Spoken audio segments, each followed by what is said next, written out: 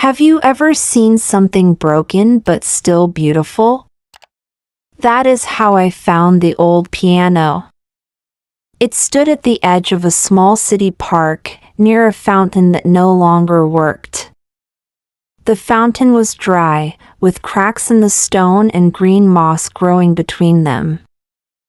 The benches around were old too, with paint peeling off, but people still came to sit there.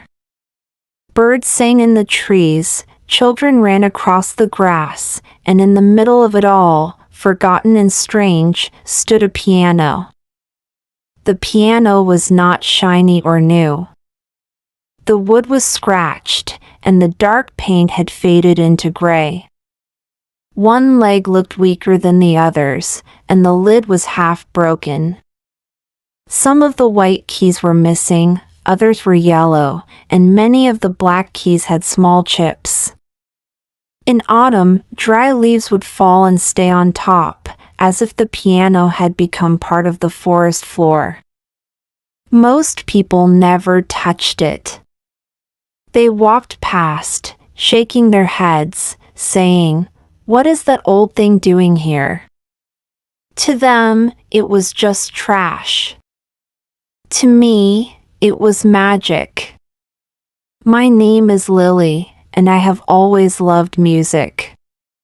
Since I was little, I dreamed of playing the piano, but I never had one at home. My family didn't have money for instruments or lessons. I only learned a little from my school music class, where I touched a piano for the first time.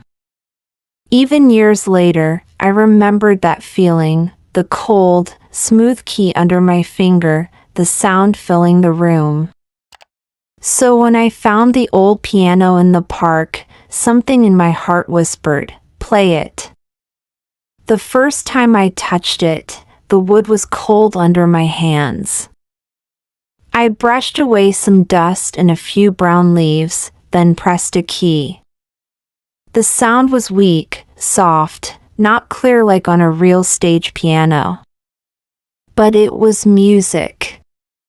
My heart jumped. I pressed another key, then another. Some made no sound at all, but the ones that worked gave a voice to the silent park. I sat down on the broken bench in front of it and tried a simple melody. My fingers moved slowly, afraid the sound would disappear. The tune was uneven, with missing notes, but it was real. I smiled, and for a moment I forgot the world around me. The next morning, I came back. The sun had just risen, painting the sky with pink and orange. The grass was wet with dew, and the park smelled of fresh earth. I sat at the piano and began to play again, a little braver this time. A bird landed on top of the instrument, tilting its head as if listening. A small child walking with his mother stopped to watch me. His eyes grew wide, and he pulled at her hand to stay longer. My cheeks warmed, but my heart felt full. Soon it became a habit. Every day, before or after school, I went to the park. Sometimes I only played 5 minutes. Sometimes I stayed until the evening, when the lamps lit up and the air grew cool. I played old songs I remembered, little pieces I made myself, or even just notes that sounded good together. My fingers learned the broken keys, avoiding the ones that were silent, creating music from what was left. And little by little, people started to notice. One morning, an old man with a cane came and sat on a bench nearby. He closed his eyes and tapped his stick on the ground in rhythm. Another day, a young couple walked past. They slowed down, smiled at each other, and held hands tighter as the music followed them down the path. Sometimes children came close, giggling, pretending the piano was part of a fairy tale castle. Their laughter mixed with the sound of the old keys, and suddenly the whole park felt alive. It wasn't only people. Birds often sat in the branches above and sang along. The fountain, though empty, seemed less lonely with music around it. Even the air felt brighter. And me? I changed too. Before, I often felt small, invisible in the busy city. But at that piano, I felt different. I was not just a girl passing through the park. I was part of it. My music gave life to something broken, and in return, it gave me courage. Each time I sat down, I felt the same thought: this piano may be old, but it still has a voice. And maybe I do too. As the weeks passed, the piano became part of my life.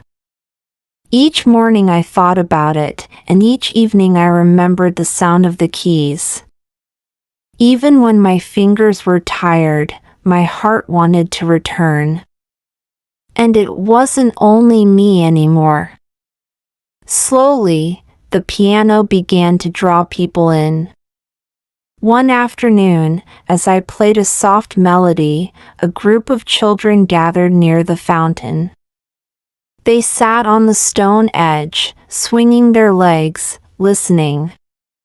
One girl whispered, "It sounds like a story." I smiled, because she was right. Every tune I played told a little story, sometimes happy, sometimes sad, but always alive. The next week, I noticed more faces. A woman jogging in the park stopped, breathing heavily, but stayed for one song. A teenager put down his skateboard and listened from the grass. Even a police officer on his usual rounds slowed his walk and tipped his hat at me when I finished. The old piano, once forgotten, now had an audience. One day, as autumn leaves fell around us, I saw someone new. A tall man in a gray coat stood near a tree, watching silently. His face was serious, his hands behind his back. At first, I thought he might leave, but he stayed through the whole melody. When I stopped, he nodded slightly, then turned and walked away. The next day, he came again. And the next. He never spoke, only listened.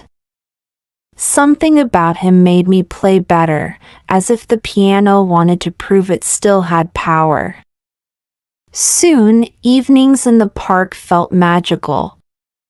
As the sun went down, the lamps lit the path, and people gathered around the fountain. Some brought blankets and sat on the grass. Others leaned against the trees.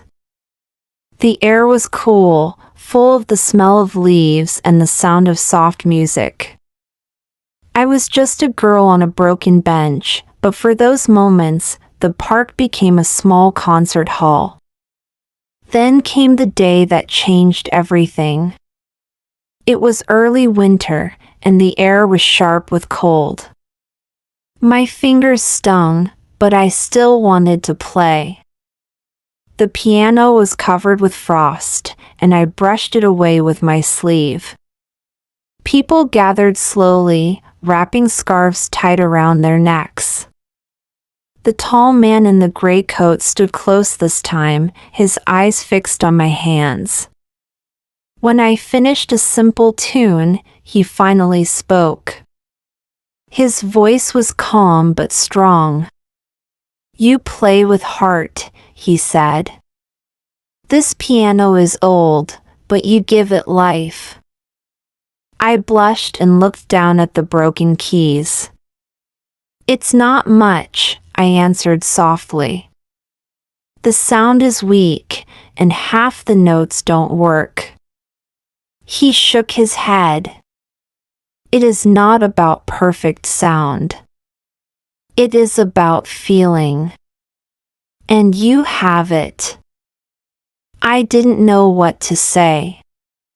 He gave me a small card, then left. On the card was his name, Mr. Evans. Underneath it, City Arts Center, Director.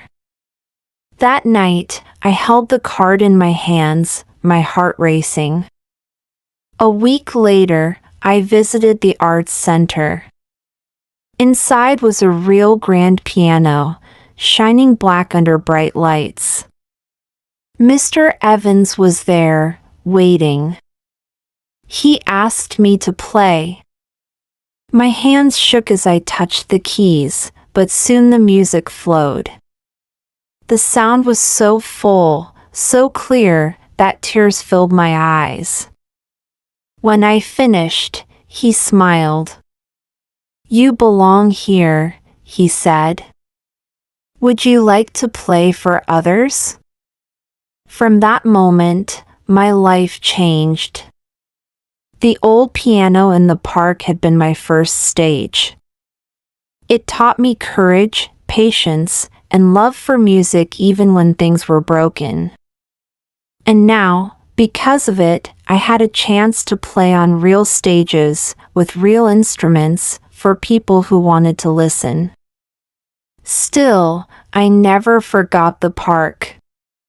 Even after I began to practice at the Arts Center, I often returned to the broken piano.